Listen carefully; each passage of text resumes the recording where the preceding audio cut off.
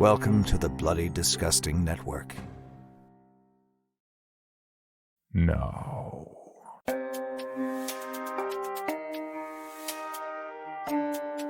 This is Creepy, a podcast dedicated to sharing the most famous, chilling, and disturbing creepypastas and urban legends in the world. Whether these stories truly happened or are simply fabrications is for you to decide.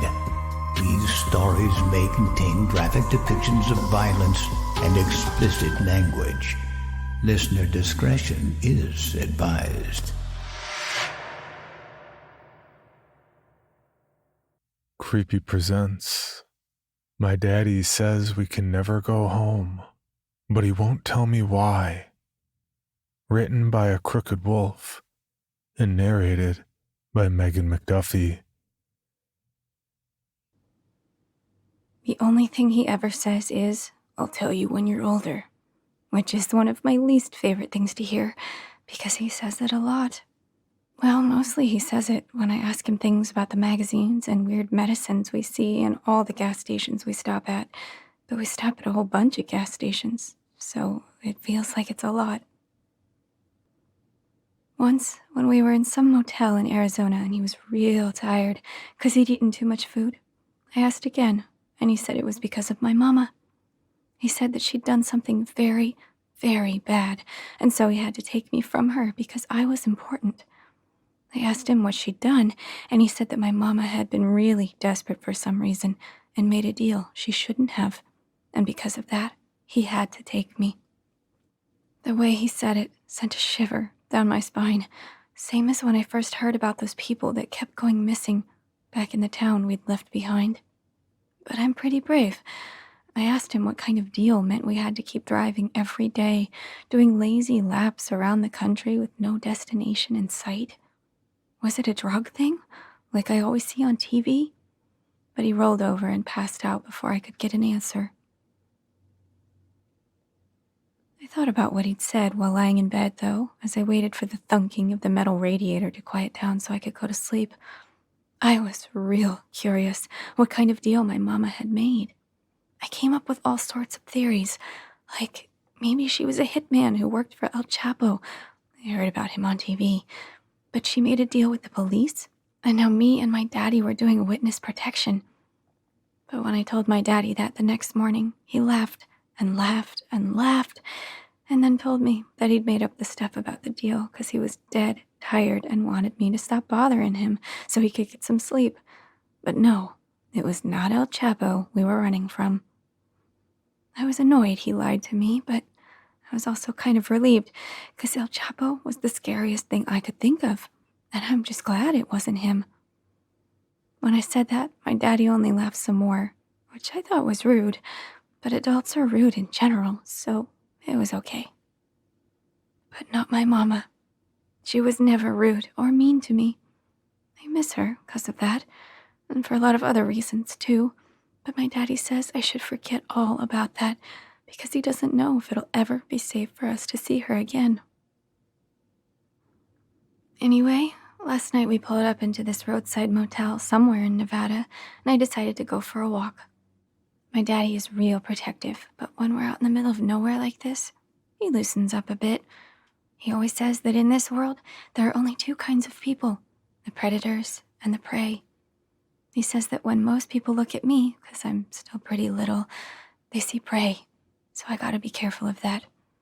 He says he'll teach me how to be a predator one day, but that's another one of those things that he says can wait until I'm older. It's kind of annoying when he says that. Just makes me wish I could get older faster. But then he says that isn't a thing to wish for, which I'll understand when I'm older, and then I'm back where I started anyway. So I went out into the parking lot to play around a bit. The moon was just a sliver in the sky, but I've always been pretty good at seeing in the dark, so I could see fine. For a while, I chased around this big lizard I saw. I thought about what the Discovery Channel said about predators, and so I practiced crouching down like a lioness, stalking across the sand, then leaping and roaring out like I was the queen of the jungle. But I was quiet, because my dad says it's not polite to be loud, And anyway, lions are real quiet to begin with. I pretended that the dried out Mojave was the African veldt. That's a word I learned from TV, and I think it means desert, because when I was back in school a long, long time ago, we learned that Africa has a lot of deserts, and that the lizard was a gazelle or an antelope or something. And I felt really strong. The lizard was too fast for me, but I've seen antelopes on TV, and they're pretty fast too. I just needed to get better at the stalking part of being a predator. I'm pretty sure this is the kind of thing my daddy will teach me anyway when I'm older.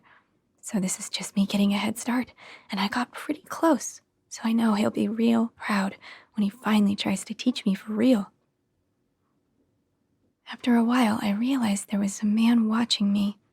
I didn't notice him at first, because it was already dark and he was standing in the shadow of a car, but at some point I smelled something funny and saw the pinprick glow of a cigarette in the darkness, and then I realized there had to be a hand holding it. I let up on the lizard when I saw him, because he made me nervous. My daddy is big on safety, and he's taught me about stranger danger, so I was pretty suspicious immediately, especially because it looked like the smoker was just standing there, not moving. I couldn't see his eyes, but I could feel them on me, and in that moment, I found myself remembering what my daddy had said about predators and prey. I know I said that I'm pretty brave, but I'm also not stupid. I kept thinking about those people who went missing back in the town I came from, and how everyone kept saying it was something to do with human traffic. Every time I hear that, I picture columns of naked people packed out onto the asphalt of a massive road, squashed together, with no space among them, a writhing highway of wailing flesh. That's why I'm so scared of El Chapo, you know. I figure you gotta be on drugs to think that human traffic is okay. Picturing that freaked me out enough that I went back to the lights of the motel. I did a wide circle around the parking lot to stay away from the smoker, and by the time I got to the front and looked back at the car he'd been sulking at, he was gone. I shivered. You know how when you see a big, ugly spider in your room and then it disappears, that's even worse than looking right into its beady little eyes? I got that same feeling as I scanned the parking lot. Eventually, I decided uneasily that he must have gone away. I wondered if I should tell my daddy. He'd probably freak out if I did, though, and he wouldn't let me play outside alone anymore, which I didn't want. But I could figure that out later. All that prowling had gotten me very hungry, and I still had a couple quarters in my pocket for the vending machine. When I was standing in front of the machine, trying to decide if I was feeling chips or candy right now, I heard a voice from behind me. "You're Lila, right?" Now that did freak me out, because my daddy said I couldn't use that name anymore. He said that the El Chapo stuff was really wild, and he had no idea where I had even learned about El Chapo from, but it was actually a good idea to think about what we were doing like witness protection. So we needed new names, and if anyone ever tried to call me by my old name, I had to tell them that they were wrong, and then get away as quickly as possible so I could find and tell my daddy immediately. "No," I said real fast before I even turned around. Lucky for me, because it's a stupid name. That was a lie. It's actually the coolest name ever, but I had to say it for my own protection, even if it meant sabotaging the reputation of an amazing name. Only when I finished turning did I see the guy who'd managed to sneak up on me. I'd known it was the smoker by the smell already. I have a really good sense of smell, but he didn't look like how I expected him to look. To be honest, I had been expecting El Chapo. Instead, I was looking at someone tall and skinny with a long, dark jacket over a nice suit. At least, I assume it was nice, because I don't know why you'd wear a suit otherwise. Also, the smoker was a woman, which I almost couldn't tell from the voice. It was so hoarse from cigarette smoke that I really had thought there was a man standing behind me. She looked like a grown-up version of Mackenzie Willems, who'd made fun of me back in kindergarten. I immediately didn't like her because of that. When the smoker saw my face, she frowned. She didn't have a cigarette anymore, but she still reeked of them, and I held the whole back from puking, because that would have been rude. "Are you sure?" "Sure as can be," I said confidently. "I'm Emma, which is a much cooler name than whatever you said." Actually, the name my daddy and I had decided on was Sadie. I wanted violet because purple is my favorite color and I thought it was pretty, but my daddy said it would be too memorable. So now I'm called Sadie, even though it's kind of boring. But I told the smoker Emma because I'd been thinking about El Chapo, and that's the name of his current wife who just got arrested. So, 1, I was already thinking about her, and 2, I didn't trust this woman, so I figured there'd be no harm in giving her an even faker fake name. Emma, the smoker repeated. For a moment, some kind of emotion tried to fight its way through onto her features, but then she seemed to actively flatten her expression as she thought really hard about what to say next. I knew that was what she was doing because adults do it to me all the time, especially when I mention El Chapo, which I think I might do too much for my age, or for anyone of any age, really. The smoker knelt down eventually, until her head and mine were at about the same height. Actually, I was a little taller now, which made me feel a bit more confident. I'm sorry. I must have mixed you up with someone else. That's okay. Adults do that a lot, even with their own kids. There's this girl named Lila who looks just like you, she continued, completely ignoring me. But she's gone missing. Her mother misses her very much, so there's a whole lot of people whose job it is to try to find her, so her mother won't be so worried anymore. I'm helping to keep an eye out for her at places like this. Oh, I said stiffly. Don't know why you'd be looking for her here. If I were her, I'd probably try to go to Disneyland. Of course. That's what I do too. But we don't think she went off on her own. We think her father may have kidnapped her. I don't really think it's kidnapping then if it's her daddy, I said defensively, even though I knew I shouldn't. I needed to work on keeping my mouth shut. Maybe he decided to take her to Disneyland or something. Still seems like that's the place to look. He sniffed haughtily. Sounds like you're not very good at your job. She laughed, which kind of made me mad. Adults are always laughing at kids like we don't know what we're talking about. I hope you're right, Lila, because we're worried that she doesn't know the truth about her father, and that's why she's staying with him. That got my attention. What truth? I asked, a little too quickly. I'm kind of curious, because this is sounding like one of those crime shows on TV, and I love watching TV. Her father is a very dangerous man, she said. Her demeanor had changed very suddenly. It was a lot more serious now. It seems like wherever he goes, people disappear. We think he and Lila may be in this area because there has been a trail of disappearances across the U.S., and this would be one of the potential next stops along the route. Oh, sorry. That obviously couldn't be true, right? This had to be some kind of trick. She was probably part of whatever group that was forcing my daddy and I to keep moving to begin with, and now she was trying to trick me into messing up. But she wouldn't get me. I was smarter than that. About what? I said, a little delayed, finally processing her random apology. I'd been too distracted by the other stuff she'd been saying. I called you Lila, she said, on accident, but you didn't seem to notice. A sudden chill passed up my spine. Her blue eyes glowed up at me from where she knelt, but I didn't feel so confident about being taller anymore. Predator and prey. I caught on too late. I had already messed up. Sadie! I felt a wave of relief as my daddy's familiar voice cut through the silence. The smoker blinked, and the moment broke.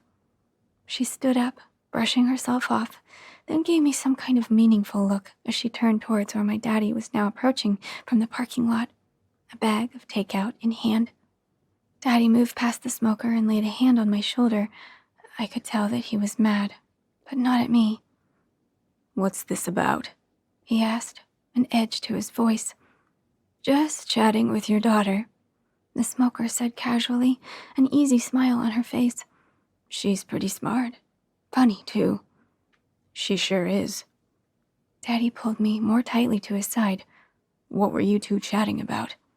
Oh, nothing interesting. Current events, one might say. My daddy's eyes narrowed, and he began to pull me away. Well, thank you for keeping her entertained while I was out. Have a nice night. Of course, it was my pleasure. Although... As he stopped and glanced back at her, the smoker leveled a look at my daddy. I thought I heard you call her Sadie. She told me her name was Emma. Daddy glanced down towards me as I gripped his hand and gave him a guilty look. He squeezed my shoulder reassuringly, as if to say it was fine, even though I felt bad about it. Then he looked back up and matched the smoker's gaze. You must have misheard. The smoker raised an eyebrow at the blatant lie. Both of mine shot up too. Did I? My daddy nodded. For what felt like a long time, all I heard were the owls. Somewhere a coyote wailed. After a tense moment, the smoker shrugged. I've always been bad with names. You know, for some reason, I keep wanting to call your daughter Lila. Strange, right? Time seemed to freeze. The owls, which had been filling the night with their screeches and hoots, suddenly fell silent, as if they too were holding their breaths for what came next. Lila, my daddy said calmly, handing me the paper takeout bag. Why don't you head back to the room and start eating? I'll be right there. I jolted at the use of my real name. I looked up at my daddy, shocked, but he wasn't looking at me. Oh, okay, I stammered. Are you sure you don't want me to? No, it's all right. I just want to have a quick adult-to-adult conversation with... His eyes narrowed at the woman in front of him. I don't know that I caught your name. As I rushed back into our motel room, the paper bag clutched in my arms, I caught a whiff of something else, slicing through the scents of hot oil and food. It was the same sour odor I'd smelled from that convenience store clerk back in Arizona, the one who'd said I was pretty cute when we stopped by late at night. The same night that my daddy later told me that stuff he made up about my mama. My daddy had come in from filling up the gas when the clerk was asking me if I'd ever had a boyfriend before. He got mad then too, his special, quiet kind of mad, and told me to grab some snacks and go back to the car. I remembered him saying he was hungry earlier, so I'd asked him if there was anything he wanted. He said no, he would get something to eat himself. When I left, the clerk had gone stiff. There was this sour kind of smell coming off of him, but at the time I thought it'd been the nasty gas station hot dogs with their questionable quality meat. I paid it no mind and left with some chips. Sometimes I was embarrassed that my daddy was so overprotective, but the clerk had been starting to creep me out, so I was okay with it this time. I waited for almost half an hour. It was late, and we were in the middle of nowhere, so no one else came by. When my daddy came out, it was with nothing, so I'd asked him if he'd forgotten to grab some food. No, he'd said. I ate while I was inside. But thanks for taking care of your dad, Sadie. I puffed up with pride, but in case he'd meant the hot dogs, it was my duty to let him know what I'd smelled. Just so you know, those hot dogs smelled funny. I think there was something wrong with them, so if you ate them, you might feel sick later. And if you do, I'll make sure to take care of you. He gave me a strange, placid smile in response. Always looking out for me, huh? Don't worry, I noticed it too. That smell might seem bad, but it doesn't mean the meat has gone bad. When you eat something that smells like that, it'll be even sweeter. But it's a bit of an acquired taste. It'll grow on you more when you're older. I didn't think so, since it smelled pretty nasty to me. I frowned. Like Brussels sprouts? Oh God, no, he said, scrunching up his face and making some exaggerated noises of disgust.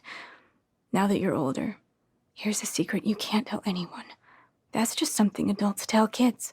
I've never met a single person who actually enjoys Brussels sprouts. I'd spent the rest of the week high on the thought that I was growing up, which is why I had the guts to ask my daddy about why we were running later that night. It was enough that I didn't even really think about why he wouldn't let me watch the local news for a little while after that. I remembered all that as I rushed back into our motel room, the memory triggered by that strange, sour smell. It faded and disappeared as I shut the door behind me.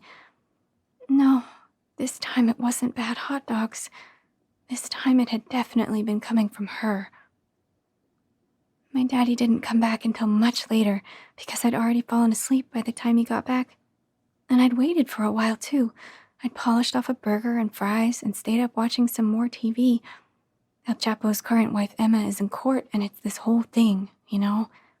And only when I started to get really tired did I settle down to go to bed. You'd think I'd be more bothered about what the smoker had told me, but eventually I realized that I trusted my daddy more than I trusted some random lady. He'd promised to tell me everything when I was older, and I trusted him to keep that promise. I fell asleep listening to the sounds of the desert outside. There was a fox that kept crying somewhere far off, long and high. It sounded just like a woman screaming. But eventually it tapered off into silence, drowned in the emptiness of the desert, and I drifted off into a peaceful sleep. Creepy presents Stabby Stab-O-Sauras, written by H.G. Lewis and narrated by Jimmy Ferrer. "Anybody home?" I called out, dropping my backpack onto the dining room table, wondering where my mother and little brother were. Normally, when I get home from school, my mother was in the kitchen starting to get things ready for dinner, while my 4-year-old brother, Liam, was in the living room watching cartoons or playing with his toys. I didn't see any sign of either one of them, but I knew they had to be in the house somewhere because my mom's car was parked outside in the driveway. "Mom," I called out, making my way across the living room and over to the hallway that led to the back of the house where the bedrooms were located. That's when I noticed that the door to her room was closed. If my mom was in there, it meant she was taking a nap with Liam. And that only tended to happen on days when Liam was being extremely difficult. If they were taking a nap, it was in my best interest to let them sleep as long as possible. Not wanting to risk waking either one of them up, I returned to the kitchen instead of going to my room. Most days I'd play on my computer until dinner was ready. But since my room was right next door to my parents' room, that wasn't a good idea. Liam was a light sleeper, and if I accidentally woke him up before my mom was ready to get up, she'd be pissy for the rest of the day. "I guess I'll watch some television," I said to myself, grabbing a can of soda from the fridge and carrying it over to the couch. I rarely got to watch anything on the big screen TV in our living room, because it was usually being hogged by my little brother, even when he wasn't using it. My parents didn't like me watching my shows on it. I'm afraid Liam might see something inappropriate. So when an opportunity like this arose, I didn't let it go to waste. When I sat on the couch and reached out to pick up the remote, I realized something was already playing on the TV. I hadn't noticed that before because whatever was playing wasn't making any sound. Plus, my back was to the screen until I sat down. I placed my thumb on the home button of the remote and aimed it at the TV, intending to press it and return to the main menu. We had a dozen streaming apps loaded onto the TV, and I was eager to see if anything new had been added to any of them. But I lowered the remote without pressing the button, drawn in by whatever weird show my brother had left playing. I stared at the television, wondering what the hell Liam had been watching.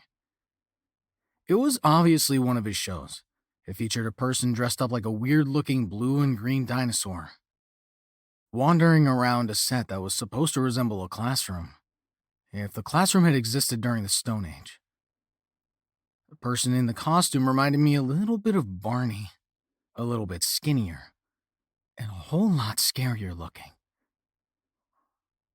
I couldn't tell what this show was about. Was the dinosaur supposed to be a teacher or an imaginary friend like Barney was? I had no idea. It wasn't really doing anything except tidying up the classroom as far as I could tell. The longer I watched, the more I started to think that maybe the show was aired live, and they forgot to turn off the cameras when they were done shooting for the day. That would explain why nothing was actually happening. You are one creepy motherfucker, I said after finally getting a good look at the dinosaur's face. The name Beelzebub popped into my head. A combination of Beelzebub and Barney, which was likely inspired by the dinosaur's sharp teeth and demonic features. It even had a pair of curved horns growing out the top of its head. Whoever had designed that costume should be fired. There was nothing cute or kid-friendly about it. "Well, hello there," the dinosaur said, in an overly cheerful voice that did not match its evil visage. It was staring into the camera, addressing the audience while eagerly waving its left arm in greeting. "I didn't hear you come in." When it finished speaking, it giggled gleefully. I guess the show's about to begin, I assumed, which meant it was time for me to change the channel, so to speak. "Why would anyone choose to watch this over Barney?" I asked out loud, lifting the remote again and pointing at the TV. "Can Barney do this?" the dinosaur asked, holding a cute little stuffed bunny, stroking its fur for a moment before shoving it into its mouth and biting its head off. "Well, can he?" he asked after spitting the head out. "Okay," I said, raising the remote and pressing the home button. "I think I've seen enough to know I don't like this show." There was nothing amusing about it. Watching a man in a dinosaur suit abusing a stuffed bunny. I was shocked that my mom would let Liam watch a show like that. It was clearly not intended for children. However, it was possible she didn't know he was watching it. Liam knew how to use the remote and could have put the show on when my mom wasn't watching. "You can't get rid of me that easily," the dinosaur said. He was still on the screen, standing there with his hands on his hips. "That's weird," I said, pressing the home button over and over again, trying to make the dinosaur go away, but the remote didn't appear to be working. "There's nothing wrong with your remote," the dinosaur said, seemingly able to see me as I turned it over and pulled the cover off the battery compartment. "How are you doing this?" I asked, setting the remote down and walking over the TV so I could kneel in front of it. I had heard of interactive programs before, but nothing as sophisticated as this. I was curious how it worked. Similar programs required to use the remote to interact with them, but not this one. "Doing what?" the dinosaur replied coyly. This." I gestured back and forth between the TV and me. "How are you able to interact with me?" "Haven't you ever heard of the magic of television?" the dinosaur giggled. "Anything is possible here in the land of make-believe." He twirled around in a circle with his hands in the air. "Fine," I said. "Keep your secrets." It was obvious I wasn't going to be able to get a straight answer out of him. "Can you at least tell me the name of your show?" With that information, I figured I could look up the show later online and see what it was all about. "Of course I can," he answered excitedly. "My name is Stabby." He twirled around in a circle before striking a ta-da pose. "And this is the Stab-O-Sauras show." "The what show?" I asked, wanting to make sure I heard him correctly. "The Stab-O-Sauras show," he repeated, clearly enunciating each syllable. "Would you like to hear our theme song?" No. That's okay. I'd rather not," I said. Stabby ignored me, walking over the cartoonish-looking boombox in the corner of the room and pressing the big red button on top of it. "I said no," I yelled out, trying to be heard over the jolly tune that had started to play. I know this song, I thought to myself, immediately recognizing the melody for If You're Happy and You Know It. As the intro of the song played, Stabby ran off screen, returned a moment later, carrying 2 mannequins under his arms. One was male, the other was female. He set the mannequins down on the floor, positioning them so that there was one on either side of him. Then he began bobbing to the rhythm of the song. If you're unhappy and you know it, stab your mom, he sang, reaching behind his back with his left hand. When he pulled the hand back out, there was a large knife in it. Then used the knife to stab the female mannequin twice after he finished the line, keeping time with the song as he swung the blade down. This is fucking insane, I thought. If you're unhappy and you know it, stab your mom, he repeated, stabbing the mannequin 2 more times. This can't be real. If you're unhappy and you know it, grab a knife and really show it. He danced in a circle around the mannequin, waving his knife around. Okay, I get it, I said, trying to get him to stop singing, but he kept going. If you're unhappy and you know it, stab your mom. When he finished singing the final line of the first verse, instead of stabbing the mannequin, as I thought he was going to do, he swung the blade at its neck and decapitated it entirely. I had hoped that was the end of the song, but it wasn't. There was a second verse, which he immediately started singing. The second verse was the same as the first, except the word mom had been replaced by dad. As he sang, he stabbed the male mannequin just as he had done to the female one, also decapitating it when he was done. I sighed in relief when the music finally cut out after the second verse, putting an end to that fucked up song. What'd you think? Stabby asked, tossing his knife off the screen. Pretty catchy, isn't it? This is a joke, right? I asked, a smile coming to my lips. That was the only explanation I could come up with for the absurd shit I was seeing on the television. Should have thought of it sooner. It had to be a prank. Nothing else made sense. Where's the camera? I stood up and began looking around the room, assuming I was secretly being filmed, and that was how the person in the dinosaur suit knew what I was doing and saying. Who put you up to this? I asked. It was William, wasn't it? William was a friend of mine from school at a YouTube channel. He was constantly pulling stupid stunts to get views in the hopes of one day becoming monetized.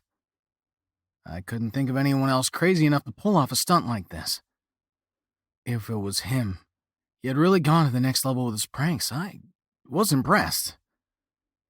I returned to a kneeling position in front of the TV, expecting the person in the Stabby costume to pull off their mask and reveal who they were. Admitting that there is no Stabby, the Stab-O-Sauras show, and that I was just a victim of some elaborate prank. All right, guys, I said to the TV.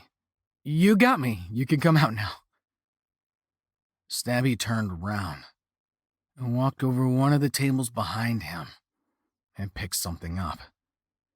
When he returned to his original position, he held up a photograph, which the camera zoomed in on. Does this look like a joke? He asked, twisting the photo from side to side in his hands. Mom, I whispered, recognizing the person in the photo. But that couldn't be right because the person in the photo appeared to be dead. My mom wasn't dead. She was taking a nap. That's not real, I said, trying to rationalize what I was seeing. The camera zoomed back out to show Stabby. As I watched, he turned the photo around so that it was facing him. What do you mean it's not real? He asked, placing his free hand on his chin, pretending to be deep in thought as he examined the photograph.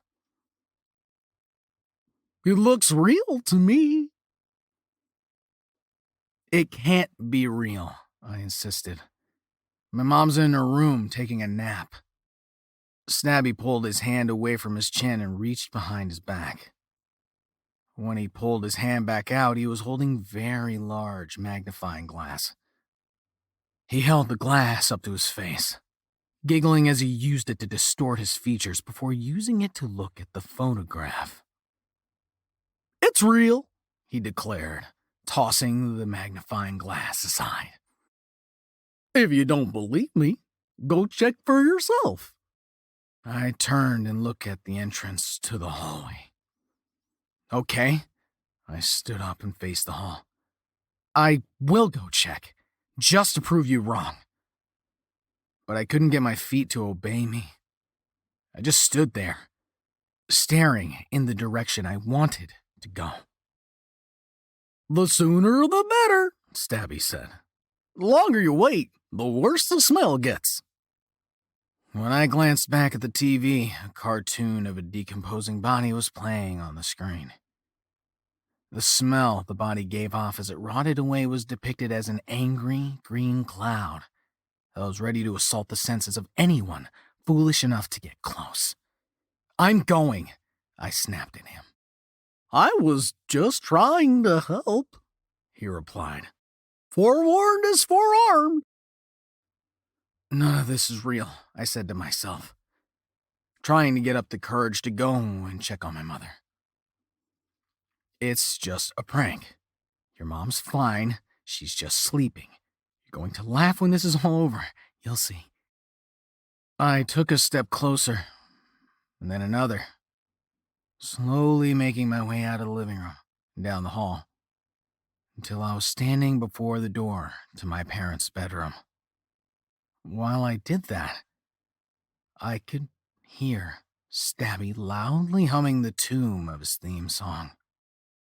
"Mom," I called out, knocking on the door.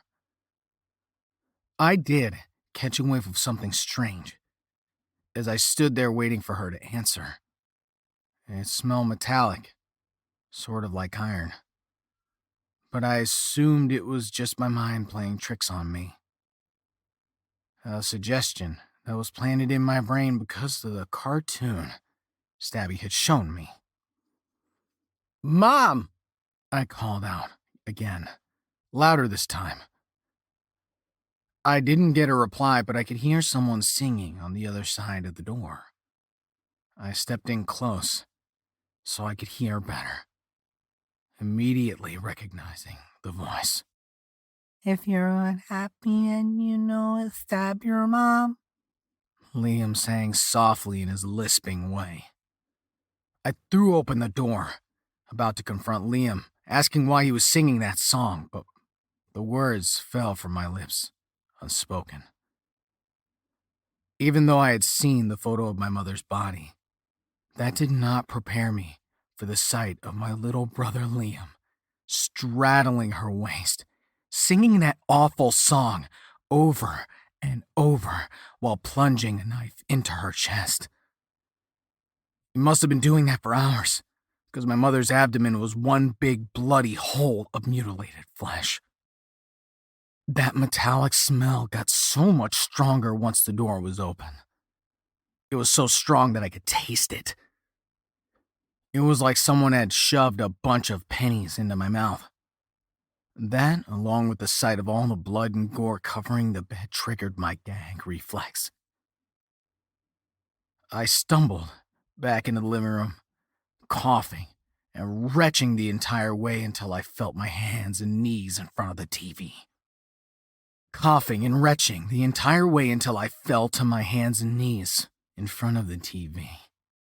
"I told you it was real," Stabby giggled. "What did you do to my brother?"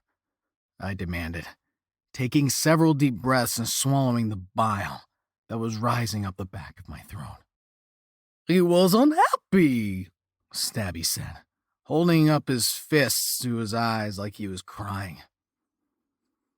"Mommy wouldn't let him have another juice box, so I taught him a song that would cheer him up and make it so he could have another juice box whenever he wanted."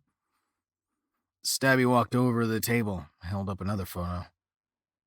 this time with my blood-drenched brother holding a knife. "Doesn't he look much happier now?" he asked.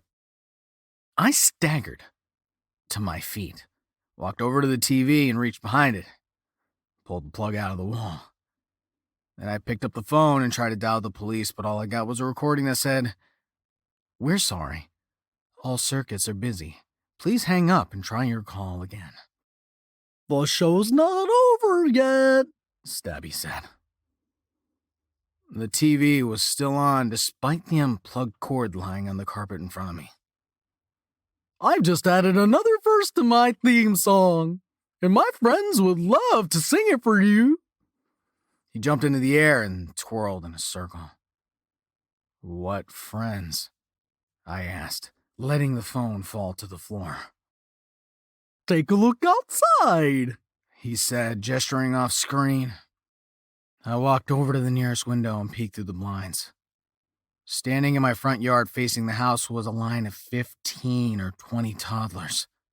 They were covered from head to toe in blood and holding knives of various sizes. I recognized a few of them from play dates they had all had with Liam.